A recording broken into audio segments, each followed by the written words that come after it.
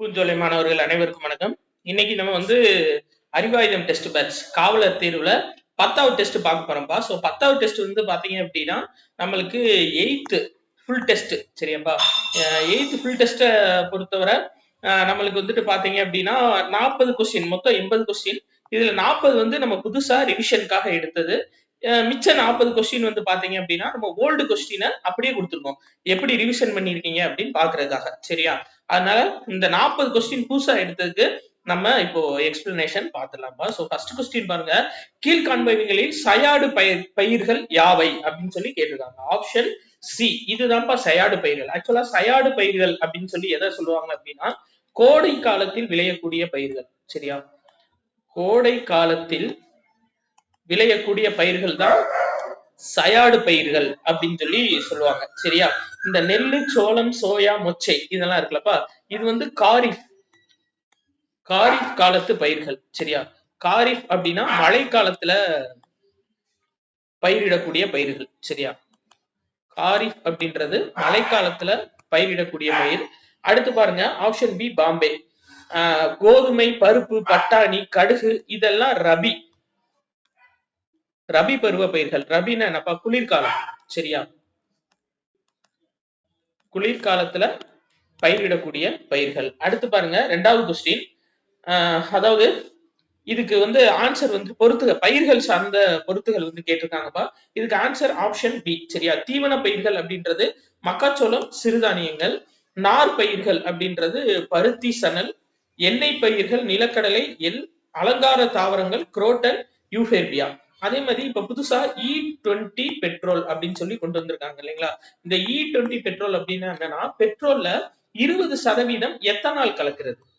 சரியா? பெட்ரோல்ல 20% எத்தனால கலக்குறதுனா என்ன அப்படின்னா E20 பெட்ரோல் அப்படின்னு சொல்லி சொல்லுவாங்க.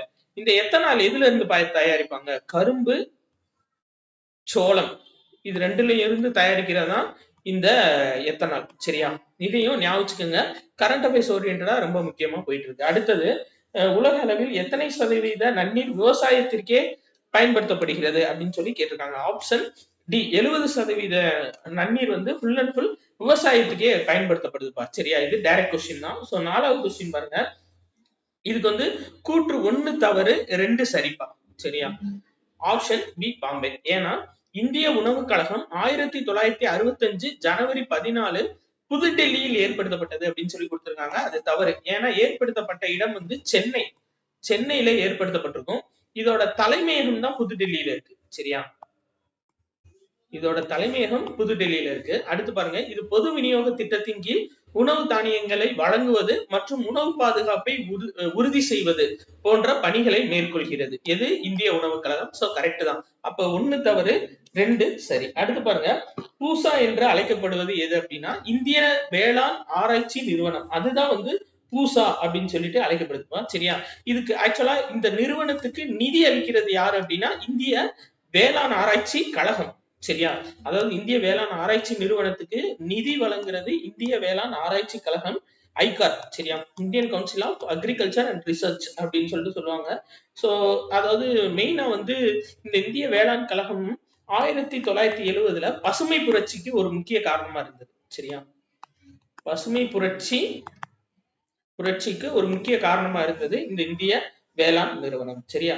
அதே மாதிரி இந்த இருக்குல்லப்பா, ஐகார் இருக்கு பாத்தீங்களா? இது IARI, இது என்னன்னா ஐகார். சரியா? Indian council of agriculture and research. இதோட தலைவர் யாரு அப்படின்னா இந்திய வேளாண் துறை அமைச்சர். சரியா? இந்திய வேளாண் அமைச்சர் அவர்தான் ஐகாரோட தலைவர். சரியா? வேற இதுல மெயினா பார்க்க வேண்டியது என்னன்னா வேளாண் ஆராய்ச்சி மற்றும் கல்வித்துறையின் கீழ் இது செயல்படுது. சரியா? வேளாண் ஆராய்ச்சி மற்றும் கல்வி ரெண்டுமே இந்திய வேளாண் ஆராய்ச்சி கழகம் செய்யக்கூடியது. அடுத்து பாருங்க, கிருஷி விஞ்ஞான் கேந்திரா. இக்கு வரணும். சரி, கிருஷி விஞ்ஞான் கேந்திரா இது 1974 பாண்டிச்சேரியில நிறுவப்பட்டிருக்கும். சரியாப்பா? பாண்டிச்சேரியில இது நிறுவப்பட்டிருக்கும். இதுல வேற மெயினா வேற எதுவும் இல்லப்பா. இதுதான் கேவிகேன்னு சொல்லுவாங்க. சரியா? விவசாயிகளுக்கும் ஐகாருக்கும் நடுவுல அதாவது விவசாயிகளுக்கும் ஐகாருக்கும் நடுவுல ஒரு இணைப்பு பாலமா இருக்கிறது எது அப்படின்னா கிருஷி விஞ்ஞான் கேந்திரா. இது ஒரு முக்கியமான பாயிண்டா ஞாபகம் வச்சுக்கோங்க. அடுத்து 6வது கொஸ்டின் பாருங்க. லெப்பிடாப்ரா என்னும் பூச்சியை திறம்பட கட்டுப்படுத்த உதவும் பாக்டீரியா எது? Option A bacillus thuringiensis. சரியா? அதான் என்ன பண்ணும் அப்படின்னா லெப்பிடாப்டிரா அப்படின்ற பூச்சிகளை திறம்பட கட்டுப்படுத்துறது. அடுத்து பாருங்க ட்ரைகோடெர்மா விராய்டு அப்படின்னு சொல்லி இருக்கலப்பா. இது என்னன்னா பூஞ்சை உயிர்கொல்லி. பூஞ்சை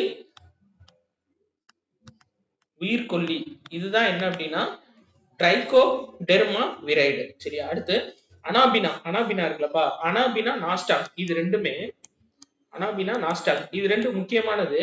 என்ன அப்படின்னா ஒளிச்சேர்க்கை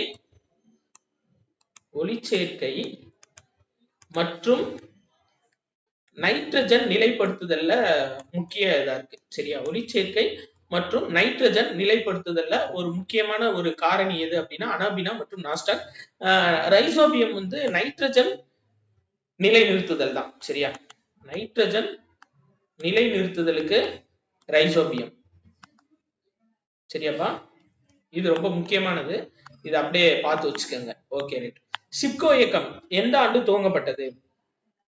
ஆப்ஷன் பி 1970. இதை துவக்கியவர் வந்து சுந்தர்லால் பகுகுணா. சுந்தர்லால் பகுகுணா அப்படின்றதுதான் இத துவக்கி வச்சிருப்பாரு. சரியாப்பா? அதாவது மரங்களை கட்டிப்பிடித்தல் அப்படின்ற இயக்கம். சரியா? யாரும் வெட்ட வந்தாங்க அப்படின்னா மனிதர்கள் போய் அந்த மரங்களை வந்து கட்டிப்பிடிக்கிறதா இதோட ஒரு முக்கிய நோக்கம். அடுத்தது பாருங்கப்பா, ஒவ்வொரு ஆண்டும் உலக உயிரிகளின் பன்முகத்தன்மையினால் எப்போது கொண்டாடப்படுகிறது அப்படின்னா மே 22. Option A. மார்ச் 21 பாருங்க உலக காடுகள் தினம்ப்பா. சரியா? மார்ச் 21 உலக காடுகள் தினம். ஜூன் 5 சுற்றுச்சூழல் தினம்.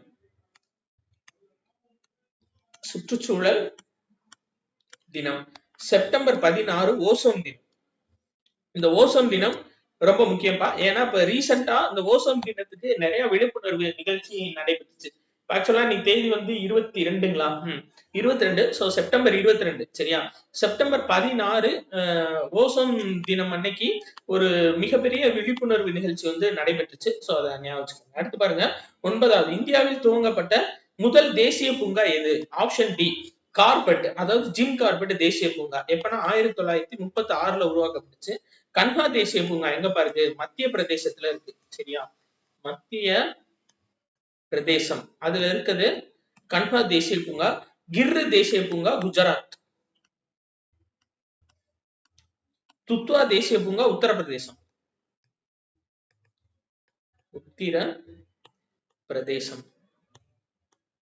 சரி, அடுத்து 10வது பாருங்கப்பா. ஆப்ஷன் சி தான் கரெக்ட். நந்தா தேவி உத்தரப்பிரதேசத்துல இருக்கு. நோக்ரக் மேகாலயா. மனாஸ் வந்து அசாம். மெயினா ஒற்றை கொம்பு காண்டாமிருகம் இருக்கக்கூடிய ஒரு உயிர்கோள காப்பகம் எது அப்படின்னா மனாஸ் தான். சரியா? சுந்தர்பன்ஸ் மேற்கு வங்காளம். அடுத்து 11வது பாருங்க. இந்திரா காந்தி தேசிய பூங்கா எங்க அமைந்துள்ளது அப்படின்னா கோயம்புத்தூர். நான் ஏற்கனவே சொல்லியிருக்கேன்ப்பா. அதாவது எல்லாமே ஊர் பேர்ல தான் இருக்கும். ஆனா இந்த ஒரு தேசிய பூங்கா மட்டும் பாத்தீங்க அப்படின்னா இந்திரா காந்தி அம்மையார் பெயர்ல இருக்கும். சோ ஞாபகம் வச்சுக்கோங்க. இந்திரா காந்தி தேசிய பூங்கா அப்படின்றது தமிழ்நாட்டுல எங்க இருக்கு அப்படின்னா கோயம்புத்தூர்ல இருக்கு. சென்னையில இருக்கக்கூடியது வந்து கிண்டி. சரியாப்பா? கிண்டி தேசிய பூங்கா தமிழ்நாட்டுல அமைக்கப்பட்ட முதல் தேசிய பூங்கா 1976. சரியா? நீலகிரி வந்து முதுமலை முக்கூர்த்தி.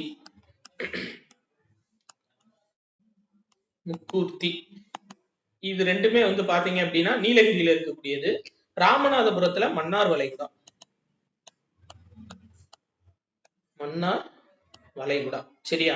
அடுத்து தீப்பெட்டியின் பக்கவாட்டில் காணப்படுவது எது அப்படின்னா சிவப்பு பாஸ்பரஸ். ஓல்டு கொஸ்டின்பா. சரியா? இது பொட்டாசியம் குளோரைட் மற்றும் ஆன்டிமனி ட்ரைசல்பேட். இது ரெண்டும் எதுல இருக்கு அப்படின்னா தீக்குச்சியோட தலைப்பகுதியில இருக்குது. சரியா? தீப்பெட்டியோட பக்கவாட்டுல காணப்படுறது சிவப்பு பாஸ்பரஸ்.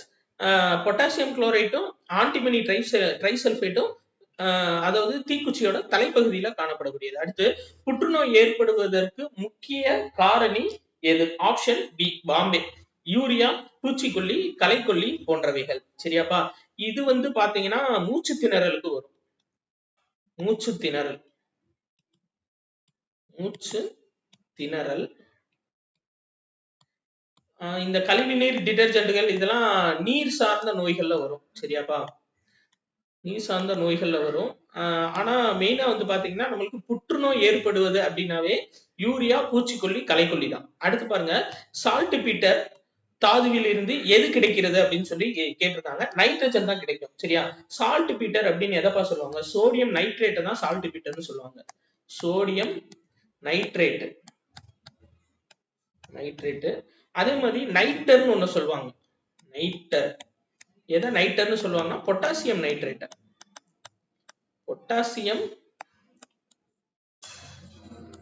நைட்ரேட்ட நைட்டர் அப்படின்னு சொல்லிட்டு சொல்லுவாங்க. அடுத்து 15 பாருங்க, திண்ம நிலையில் காணப்படும் அமிலத்திற்கு எடுத்துக்காட்டு.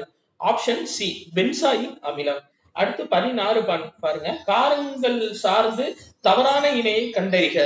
Option D. சரியா? கலவைக்கு தகுந்து நிறம் மாறக்கூடியவைன்னு கொடுத்திருக்காங்க. அது தவறு. ஏன்னா காரங்கள் வந்து எப்பயுமே நிறமற்றதுதான்.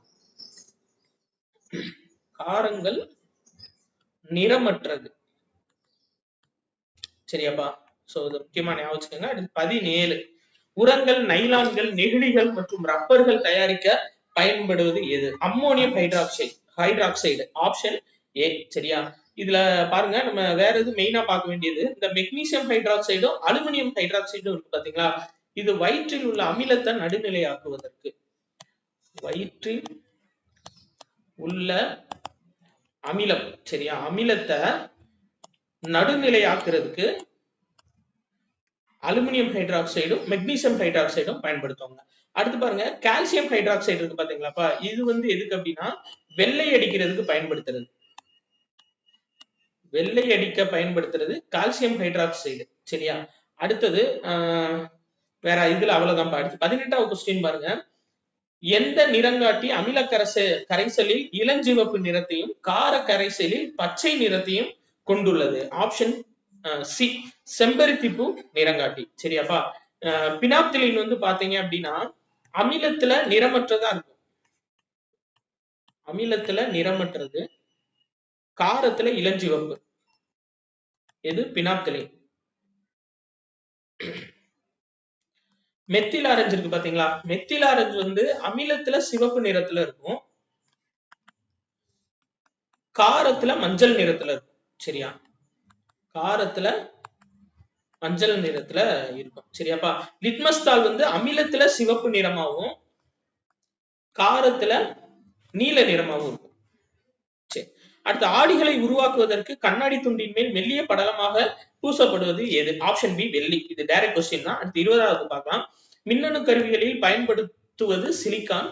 பட்டாசு தொழிற்சாலைகள், ராக்கெட் எரிபொருள்களில் பற்ற வைக்கும் பொருள் போரான். இது ரெண்டுமே கரெக்ட் தான். அப்போ கூற்று 1, 2 ரெண்டுமே சரிதான். அடுத்து 21வது கொஸ்டின் பாருங்க, இறுதியாக யாருடைய தாக்குதலுக்கு பின் பூலித்தேவர் தப்பித்து தலைமறைவாக வாழ்ந்து இறந்து போனார் அப்படின்னா கேப்டன் கேம்பல். சரியா? 1767ல இந்த தாக்குதல் வந்து நடைபெற்றதும், அதுக்கப்புறம் பூலித்தேவர் வந்து நாடிழந்த நிலையில போய் அதுக்கப்புறம் இறந்துருவாரு. சரியா? கர்னல் ஹெரான் யாரு அப்படின்னா பூலித்தேவர் கூட சண்டை போட முடியாம திரும்ப தன்னோட படையோடு திரும்பி போனவர் தான் யாருன்னா கர்னல் ஹெரான். பாஞ்சோ யாரு அப்படின்னா வேலு நாச்சியாரோட கணவர் முத்துவடுகநாதரை கொலை செஞ்சவர். முத்துவடுகநாதரை கொலை செஞ்சு சிவகங்கை கோட்டையை கைப்பற்றினது. சிவகங்கை கோட்டையை கைப்பற்றினவர் யாரு அப்படின்னா பாஞ்சோ. பானர்மேன் யாரு அப்படின்னா கட்டபொம்மன் இருக்காருல்ல, அவரை தூக்கிலிட்டவர். கட்டபொம்மனை தூக்கிலிட்டவர் பானர்மேன். அடுத்து 22வது கொஸ்டின் பாருங்க, தேசிய ஆவண காப்பகத்தின் தந்தை என அழைக்கப்படுபவர் யார் அப்படின்னா option B George William Forrest. Dodwell யார்ப்பா? சென்னை நாட்குறிப்பு பதிவுகளை உருவாக்கியவர். சென்னை நாட்குறிப்பு பதிவுகள் அதை உருவாக்கியவர் டாட்வெல். சரியா? சர் மால்கம் டார்லிங் இவர் என்ன சொல்லியிருப்பாரு அப்படின்னா, இந்திய விவசாயி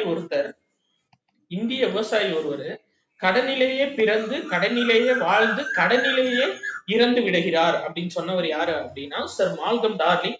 இது 11th புக்ல இருக்கும். சரியா? அது தெரிஞ்சு வச்சுக்கோங்க. சர் மால்கம் டார்லிங் ஒரு இந்திய விவசாயி கடனிலேயே பிறந்து கடனிலேயே வாழ்ந்து தன் சன்னதிக்கும் கடனையே விட்டு செல்கிறான் அப்படின்னு சொல்லியிருப்பாரு. ஜார்ஜ் எல் ஹார்ட் இவர் யாருன்னா தமிழ் மொழி லத்தீன் மொழி அளவிற்கு பழமையானது அப்படின்னு சொல்லி சொன்னவர் ஜார்ஜ் எல் ஹார்ட். அடுத்து 23வது கொஸ்டின் பாருங்க. எந்த போரின் முடிவு ஆங்கிலேயரின் அரசியல் அதிகாரத்தை 2 நூற்றாண்டுகளுக்கு இந்தியாவில் ஆதிக்கம் செலுத்த உதவியது? பிளாசி போர். சரியாப்பா? 1757 ஜூன் 23. பக்சார் போர் வந்து பாத்தீங்க அப்படின்னா 1764. ஆனா நம்மளுக்கு பிளாசி போர் தான் மெயின். யார் யாருக்கும் நடந்திருக்கும் அப்படின்னா, அதாவது சிராஜ் உத்தவ்லா அவருக்கும் அவருடைய சித்தப்பா மீர் ஜாஃபருக்கும் நடைபெற்றிருக்கும். இந்த மீர் ஜாஃபருக்கு உதவியா வந்தவர் யார் அப்படின்னா ராபர்ட் கிளைவ். Robert Clive. சரியா? சரி, ரைட், ஓகேப்பா. அடுத்து பாருங்க, மதராஸ் உயர்நீதிமன்றத்தின் முதல் தலைமை நீதிபதி யாரு அப்படின்னா சார் திருவாரூர் முத்துசாமி. சரியா? டி முத்துசாமின்னு சொல்லுவாங்க. முத்துசாமி. சரியாப்பா? எலிஜா இன்பே உச்ச நீதிமன்றத்தோட முதல் தலைமை நீதிபதி. இந்திய உச்ச நீதிமன்ற முதல் தலைமை நீதிபதி யாரு அப்படின்னா சார் எலிஜா இன்பே. ஜி சுப்பிரமணியம் யாருப்பா? ஜி சுப்பிரமணியம் வந்து நம்ம தி ஹிந்து நியூஸ் பேப்பர் ஆரம்பிச்சவர். தி ஹிந்து, சுதேசமித்திரன், இது ரெண்டுமே சுப்பிரமணியன் தான். சரியா? சுதேசமித்திரன். கஜலு லட்சுமி நரசு சீனிவாசனார். சீனிவாசனார் இவங்க ரெண்டு பேரும் யாருப்பா? இவங்க வந்துட்டு 1852 பிப்ரவரி 26ல, சரியாப்பா? 1852 பிப்ரவரி 26ல சென்னை வாசிகள் சங்கத்தை ஆரம்பிச்சோம். சரி, ரைட். சம்ரான் விவசாயிகள் சட்டம் இயற்றப்பட்ட நாள் எது அப்படின்னு சொல்லி கேட்டிருக்காங்க. ஏப்ரல் இங்க வந்திருக்கணும். சரி, ரைட். 25. இதுக்கு வந்து ஆன்சர் வந்து ஆப்ஷன் சிப்பா. சரியா? மே 1918. நம்மளுக்கு தெரியும் சாம்பிரான் சத்தியாகிரகம்ன்றது 20ல 3 பங்கு தீன்காதியா முறை. தீன்காதியா முறையில இது பண்ணியிருப்பாங்க. சரியா? இத மெயினா பாத்துக்கோங்க. அடுத்து 26பா. 1857 நடைபெற்ற கிளர்ச்சியை ஜான்சி மற்றும் குவாலியர் பகுதியில் அடக்கிய ஆங்கிலேய அதிகாரி யார்? ஜெனரல் ஹக்ரோஸ். சரியா? அப்ப வில்லியம் டெய்லர் எதிர்பார்க்கிறாரு. கன்வர் சிங். கன்வர் சிங்க அடக்கியவர் வில்லியம் ஹக்ரோஸ். காலின் கேம்பல் வந்து நானா சாஹிப். நானா சாஹிப் அடக்கியவர் Colin Campbell. Sir John Nicholson 2ஆம் பகதூர் ஷாவை அடக்கியவர். சரியா? 2ஆம் பகதூர் ஷா. சரி. 27. 1812ஆம் ஆண்டு தரங்கம்பாடியில் 20 இலவச பள்ளிகளை நிறுவியவர் யார்? Option A C S. ஜான். சரியாப்பா? அப்ப இவாஞ்சலிக் அமைப்பு யாருப்பா? கிறிஸ்தவர் அல்லாத குழந்தைகளுக்கு கல்வி கொடுத்தவங்க. கிறிஸ்தவர் அல்லாத குழந்தைகளுக்கு கல்வி கொடுத்தவங்க தான் யாரு அப்படின்னா இவாஞ்சலிக் அமைப்பை சேர்ந்தவங்க. பிரான்சிஸ் சேவியர் வந்து கொச்சியில பல்கலைக்கழகத்தை கட்டியவர். கொச்சியில பல்கலைக்கழகம் அதை கட்டியவர். சீகன் பால்கு. சரியாப்பா? சீகன் பால்கு யாரு அப்படின்னா தரங்கம்பாடியில அச்சுக்கூடத்தை நிறுவியவர். தரங்கம்பாடியில ஒரு அச்சுக்கூடம். அடுத்து 28வது கொஸ்டின். இந்தியாவின் செல்வங்கள் பிரிட்டனுக்கு கொண்டு செல்வதே இந்திய மக்களின் வறுமைக்கு காரணமாக அமைந்தது அப்படின்னு சொன்னவர் தாதாபாய் நவ்ரோஜி. சரியாப்பா? தேவேந்திரநாத் தாகூர் வந்து ஐசிஎஸ் தேர்வுல வெற்றி பெற்ற முதல் இந்தியர். சரியா? தாதாபாய் நவ்ரோஜி அதாவது 1866ல கிழக்கிந்திய கழகம் உருவாக்கியிருப்பாரு. அது தாதாபாய் நவ்ரோஜி தான். அடுத்து 29வது கொஸ்டின் பாருங்க. 1905ஆம் ஆண்டு இந்திய ஊழியர் சங்கத்தை நிறுவியவர் யார்? Option B Gopalakrishna Gokhale. சரியாப்பா? கந்துகூரி வீர சோழிங்கம் விவேகவர்த்தினி அப்படின்ற பத்திரிகைய உருவாக்கணும். சரியா? விவேகவர்த்தினி. குழந்தைகள் ஆரோக்கியமாக வாழ வழிவகை செய்யும் இந்திய அரசியலமைப்பு சரத்து பிரிவு 39 F. சரியாப்பா? 24 குழந்தை தொழிலாளர் ஒழிப்பு. 45 6 முதல் 14 வயது வரை உள்ள குழந்தைகளுக்கு கல்வி கொடுப்பது. பிரிவு 40 வந்து என்னன்னா பஞ்சாயத்து ராஜ். சரியாப்பா? பஞ்சாயத்து ராஜ். சரி. அடுத்து 31வது கொஸ்டின் பாருங்க. ஆன்சர் ஆப்ஷன் டிப்பா. தொழிற்சாலை சட்டம் அப்படின்றது 1948, தோட்ட தொழிலாளர் சட்டம் 1951, சுரங்க சட்டம் 1952, மகப்பேறு நல சட்டம் 1961. அடுத்து பாருங்க. வாகனங்கள் முந்தவோ தடமாறவோ அனுமதி இல்லை என்பதை குறிக்கும் கோடு தொடர்ச்சியான வெள்ளை கோடு. சரியாப்பா? அப்ப மத்தியில் உள்ள இடைவிடப்பட்ட வெள்ளைக்கோடு என்னன்னா வாகனங்கள் முந்தி கொள்ளலாம், கவனமாக முந்தி கொள்ளலாம் அப்படின்னு போட்டிருக்குது. சரியா?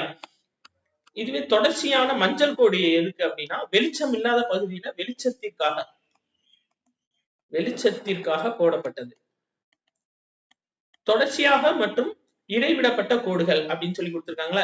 அப்ப தொடர்ச்சியா இருக்க கோடுகள் பகுதிகளில் போற வாகனங்கள் முந்தக்கூடாது, இடைவிடப்பட்ட கோடுகள் பகுதியில் உள்ள வாகனங்கள் முந்தி கொண்டு செல்லலாம். அடுத்து பாருங்க, கண்மூடித்தனமாக அலட்சியமாக ஓட்டுதலால் ஏற்படும் இறப்பு சம்பந்தமான இந்திய தண்டனை சட்டம் எது? Option D 304A. அடுத்து அசாம் ரைபிள்ஸ் எதன் கீழ் செயல்படுகிறது அப்படின்னா உள்துறை அமைச்சகம். சரியா? அதாவது இந்த துணை ராணுவ படை சிஆர்பிஎஃப், அசாம் ரைபிள்ஸ், சிஐஎஸ்எஃப் இது எல்லாமே உள்துறை அமைச்சகத்துக்கு கீழே தான் செயல்படும். யாருடைய காலத்தில் நீதித்துறை பெட்வா இ ஆலம்கீர் என்ற சட்ட தொகுப்பின்படி மாற்றி அமைக்கப்பட்டதுன்னா அவுரங்கசீப் காலத்துல. ரொம்ப முக்கியமான ஒரு கொஸ்டின். சரியாப்பா? வேற அக்பர் காலத்துல தீன் இலாஹி அப்படின்னு ஒரு மதம் கொண்டு வந்திருப்பாரு, ஏற்கனவே பார்த்திருக்கோம். சுல் இ குல் அப்படின்ற மதத்தையும் கொண்டு வந்தவர் யார் அப்படின்னா அக்பர் தான். ஜஹாங்கீர் என்னப்பா பண்ணியிருப்பாரு? வில்லியம் ஹாக்கின்ஸ் வணிகம் செய்யறதுக்காக ஜஹாங்கீர் அவைக்கு தான் வந்திருப்பாரு. சரியா? ஷாஜஹான் நம்மளுக்கு டெல்லி செங்கோட்டை, தாஜ்மஹால் எல்லாத்தையும் கட்டினவரு ஷாஜஹான். சரியா? சரி, ரைட். அடுத்து பாருங்க, வாரன் ஹேஸ்டிங்கால் சதர் திவானி அதாலத், சதர் நிசாமத் அதாலத் எங்கு நிறுவப்பட்டன அப்படின்னா அலகாபாத். சரியாப்பா? இது ரெண்டுமே மேல்முறையீட்டு நீதிமன்றங்கள். நிறுவப்பட்ட இடம் அலகாபாத்பா, ரொம்ப முக்கியமானது.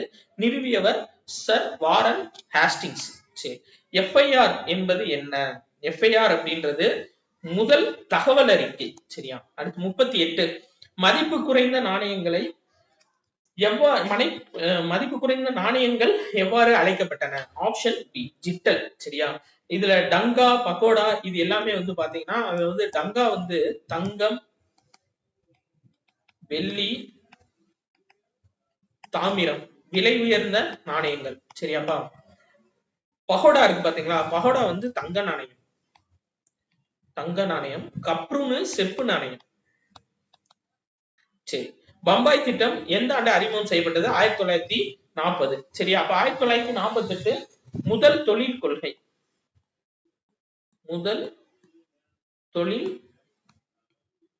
அடுத்து பாருங்க, 1951 தொழில்துறை சட்டம்.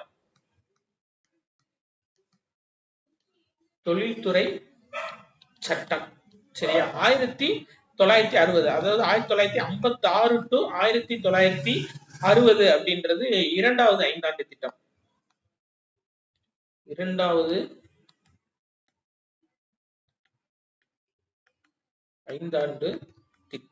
சரியா?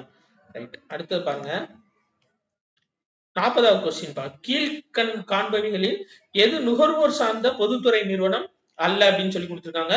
ஆப்ஷன் சி அணுசக்தி. சரியாப்பா? ஏன்னா அணுசக்தி வந்து உயர் தொழில்நுட்ப